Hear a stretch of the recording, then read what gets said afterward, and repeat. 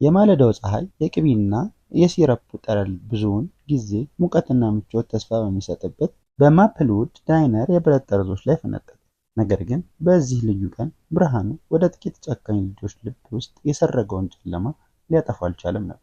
በመስኮቱ አጠገብ ባለ መቀመጫ ላይ በተሽከርካሪ ወንበር ወይንም ደግሞ ዊልቸር ላይ ያለች አንዲት ልጃገረድ ተቀምጣለች። በፊቷ የተቀመጠው የፓንኬክ ሳህኗ ከዓለም የምትከላከልበት ተሰባሪ ጋሻ ይመስል ተቀምጦ ነበር። ስሟ ክላራ ይባላል። ፊቷ ብዙ መከራ እንዳሳለፈ ሰው ጸጥተኛ ጥንካሬ ቢታይበትም የሚንቀጠቀጡ እጆቿ ግን ጭንቀቷን ያሳብቁባት ነበር። በቀጣዩ መቀመጫ ላይ የነበሩት ልጆች በእሷ ላይ መሳቅ ብቻም አልነበረም ያደረጉት፣ ፈጽሞ መታለፍ የሌለበትን መስመር አለ። ከመካከላቸው አንዱ ሳህኗን ከጭኗ ላይ በመምታት ምግቡን በንጣፉ በረንዳ ላይ እንዲደፋ አደረገው። ሌላኛው ደግሞ ተሽከርካሪ ወንበሯ ላይ በማሾፍ ወደ ኋላ ገፋ። ምግብ ቤቱ በድንጋጤ ረጋ። የጉልበተኞቹ ሳቅ ከሚወድቁ ሳህኖች ድምፅ በላይ ከፍ አድርጎ ያስተጋባ ነበር። የክላራ አይኖች በእንባ ተሞሉ። እንባዋን ለመግታት እጅግ ጥረት አድርጋ ነበር፣ ነገር ግን ውርደት ከህመም በላይ ያቃጥሏት ነበር። ደግነት ሁልጊዜ ጭካኔ ማሸነፍ እንዳለበት፣ ሁለተኛ እድሎች አስፈላጊ እንደሆኑና ማንም ሰው በዚህ መንገድ መስተናገድ እንደሌለበት የምታምኑ ከሆነ አሁኑኑ ይህንን ቪዲዮ ላይክ በማድረግ አስተያየት በመስጠት ለሌሎች በማጋራት እና ሰብስክራይብ በማድረግ ጥቂት ሰከንዶችን ይውሰዱ። በጋራ ሆነን ርህራሄ ከጥላቻ በበለጠ ጠንካራ መሆኑን ለዓለም ማስታወስ ስለምንችል። የክላራ ህይወት መቼም ቢሆን ቀላል አልነበር። በተወለደችበት የአከርካሪ አጥንት ችግር ምክንያት በተሽከርካሪ ወንበር ላይ ጥገኛ እንድትሆን አድርጓታል። ነገር ግን ወላጆቿ ሁልጊዜ እግሮቿ መራመድ ባይችሉም መንፈሷ ግን ከፍ ብሎ እንዲበር የተፈጠረ መሆኑን ይነግሯት ነበር። ዓለም ይህንን እምነቷን ለመጨፍለቅ የቆረጠ ቢመስልም እርሷ ግን ያንን እምነት አጥብቃ ይዛ ነበር። በየቀኑ የሰዎችን ትኩር ያለ እይታ፣ የሹክሹክታ አስተያየቶች ወይም በህይወቷ መገመት የማይቻሉ የማያውቋቸውን ሰዎች ሐዘኔታ ፈገግታዎች ትጋፈጣለች። ነገር ግን በዚያ ማለዳ በምግብ ቤት ውስጥ የተጋፈጠችው ከሐዘኔታ የራቀም ነበር። ነፍስን ሊያቆስል የሚችል እጅግ የሰላ ጭካኔ ነበር። ልጆቹ ሲፈነድቁ በምግብ ቤት ውስጥ የነበሩ ሌሎች ሰዎች አንገታቸውን ደፉ። አንዳንዶቹ ባለመስማማት ራሳቸውን ነቀሉ። ነገር ግን ምንም አላደረጉም ነበር። እጆቿን በቡና ሲኒዎች የሞላችው አስተናጋጅ በመተላለፊያው ላይ በድንጋጤ ቆመ። ፊቷ ላይ ፍርሃት ይነበብ ነበር። ክላራ ተጨማሪ ትኩረት ላለመሳብ በመፈለግ የሚንቀጠቀጡ እጆቿን ፓንኬኮቿ ላይ ለመሰብሰብ እየሞከረች በጭንቀት ወደ ታች ጎንበስ አለች። በዚህ ጊዜ ሌላ እጅ ወደ ታች ወረደ። ሻካራ ወይም ማሽሙረኛ ሳይሆን የዋህ እጅ ነበር። ፀጉሩ ሽበት የጀመረው አንድ እድሜው ገፋ ያለ ሰው በጸጥታ ሳህኑን አንስቶ ከፊቷ መለሰላት። አትኩሪያቸው ሲል አንሾካሾከ። ነገር ግን አይኖቹ በስቃት ወደ ጎረምሶቹ ቡድን ይቃኝ ነበር። ሰውየው ደግነት በጥላቻዎች የተሞላ ክፍል ውስጥ የምትብለጨለጭ ትንሽ ሻማ ነበር። ነገር ግን ክላራ አሁንም የተጋለጠችና ማንም ሊያየው የማይችለው መንገድ የተሰበረች ሆኖ ተሰማ። ከዚህ በኋላ የጉሮሯ መታነቅ ላይ ያልተነገሩ ቃላትን ይዛ የምግብ ፍላጎቷ ጠፍቶ በጸጥታም ተቀመጠች።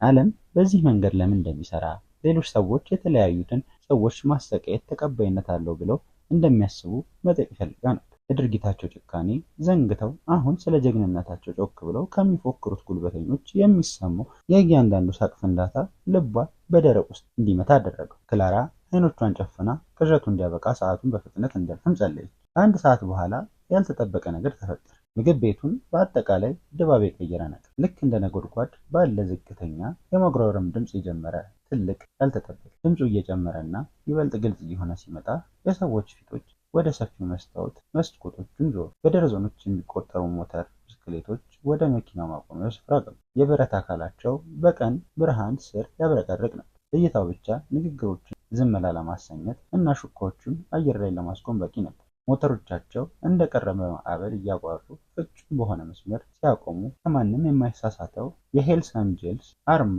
የቆዳ ጃኬቶቻቸው ላይ ደምቆ ይታይ ነበር። ከደቂቃዎች በፊት በትዕቢት የተወጥረው የነበሩት ጉልበተኞች በድንገት ተረበሹ። የሚያሾፍ ፈገግታቸውም ጠፋ። የሄልስ አንጀልስ ስም ሁሉም ያውቋል። ጨካኝ፣ የማይፈሩና ለአቋማቸው ወደ ኋላ የማይሉ መሆናቸው። የምግብ ቤቱ በር ሲከፈት ደውሉ በቀስታ ጮኸ። ነገር ግን ከዚያ በኋላ የሰፈነው ጸጥታ ከምንም በላይ ጮክ ያለ ነበር። ፂም ያለው እንደ ብረት የጠነከሩ አይኖች ያሉት አንድ ግዙፍ ሰው ገባ። ጃኬቱ በልዩ ልዩ አርማዎች የከበረ ነበር። ከኋላው ሌላ ከዚያም ሌላ ተከትሎ መጣ። ምግብ ቤቱ እስኪያንስና አየሩ ጥረት እስኪሞላው ድረስ በተከታታይ ገቡ። የክላራ አይኖች ፈጠጡ። የልብ ምቷና ፍርሃቷም በመገረም ተፋጠነ። ከፊት ያለው ሰው ክፍሉን ቃኘ። እይታው ጉልበተኞቹን ሲያልፍ እጅግ ስለታም ነበር። ከዚያም አይኖቹ ክላራ ላይ ሲያርፉ ለዘቡ። አንዲትም ቃል ሳይናገር ሁሉንም ነገር የተረዳ ይመስላል። ቡትስ ጫማው በወለሉ ላይ ከባድ ድምፅ እያሰማ ወደ እሷ ቀረበና ከጎኗ ተንበረከከ። ከዚያ ማለዳ ጀምሮ ለመጀመሪያ ጊዜ ክላራ ትንሽነት አልተሰማትም። መታየቷንና ጥበቃ እንዳላት ተሰማ። ሮር የተባለው መሪያቸው ጭንቅላቱን ቀስ ብሎ ወደ ጉልበተኞቹ አዘረ። የገረጣ ፊታቸው ጥፋተኝነታቸውን እያሳበቀ በድንጋጤ ደርቀው ተቀምጧል። አሁን ማንም ለመሳቅ የደፈረ አልነበር። የሮር ድምፅ ዝቅተኛ፣ የተረጋጋ ነገር ግን ጸጥታውን ሰንጥቆ ለማለፍ የሚያስችል ኃይል ነበር። ምንም እንኳን ክላራ ትክክለኛ ቃላቶቹን የመስማት ባትችልም የጉረኛነት ስሜታቸው ሲቀልጥ እና በፍርሃት የጉልበተኞቹን ፊት ሲያቃጥሉ አየች። አንድ በአንድ ከመቀመጫቸው የተንሸራተቱ ወጡ። አንገታቸውን ደፍተው የማንንም እይታ እየሸሹ እየተደናቀፉ ወደ መውጫውም አመሩ። የክላራን አይኖች እንደገና ለመመልከት አልደፈሩም። ውጭ ሞተር ብስክሌቶች፣ የብረትና የቆዳ ግንብ ፈጥረው ስለነበር ልጆቹ ከመሸሻቸው በፊት ውርደታቸው የተሟላ መሆኑን ያረጋገጡ ነበር። ነገር ግን ሮር በዚህ አላቆመም። አስተናጋጇን ጠርቶ ጠረጴዛው ላይ ትልቅ የገንዘብ ኖት አስቀመጠ እና ክላራ የምትፈልገውን ማንኛውም ነገር እንድታመጣላትም ነገራት። ፓንኬክ፣ ሚልክ ሼክ፣ ኬክ እና ከፈለገችም ሜኑ ሙሉውን እንድታመጣ። መንፈሷን ለመስበር ሞክረውት የነበሩት ፈሪዎች ሁሉ እሷ ይበልጥ ጠንካራ መሆኗን ነገር። ከዚያ በዚያ ምግብ ቤት ውስጥ ያለ ማንም ሰው መቼም የማይረሳው ተግባር የራሱን ጃኬት ታውልቆ በክላራ ትከሻዎች ላይ በቀስታ ለበሰ እና አሁን ቤተሰብ እንደሆነችው ነገር። በክላራ ፊት ላይ እንባ ፈሰሰ። የውርደት እንባ ሳይሆን የምስጋና እንባ ነበር። በዚያች አንዲት ሰዓት ውስጥ ሕይወቷ ተቀይሮ ነበር። በህልም የጀመረው ማለዳ ወደ ጥልቅ የለውጥ ቅጽበት ተቀይሮ ነበር። ደግነት ካልተጠበቁ ቦታዎች ሊመጣ እንደሚችል እና አንዳንድ ጊዜ ጨካኝ የሚመስሉ ሰዎች እጅግ የለሰለሰ ልብ እንዳላቸውም ተገነዘበች። ምግብ ቤቱ በለስላሳ ጭብጨባ ተናወጠ። አንዳንዶቹ ደንበኞች እንባን ከዓይኖቻቸው ይጠርጉ ነበር። አስተናጋጇ ክላራን አቀፈች። ከዚያም ምግብ ቤት ውስጥ ተመልሳ ስትቀመጥ ዳግም እንደማትታይ ሰው ሆና እንደማይሰማት ቃል ገባቸው። ከረጅም ጊዜ በኋላ ለመጀመሪያ ጊዜ ክላራ የተስፋ ስሜት ተሰማት።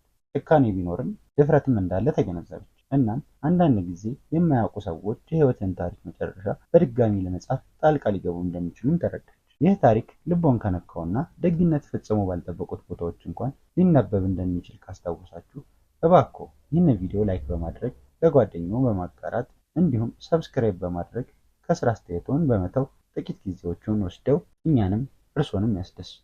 የእናንተ ድጋፍ የሚያነቃቁና የሚፈውሱ ታሪኮችን ማሰራጨት እንድቀጥል ይረዳናል።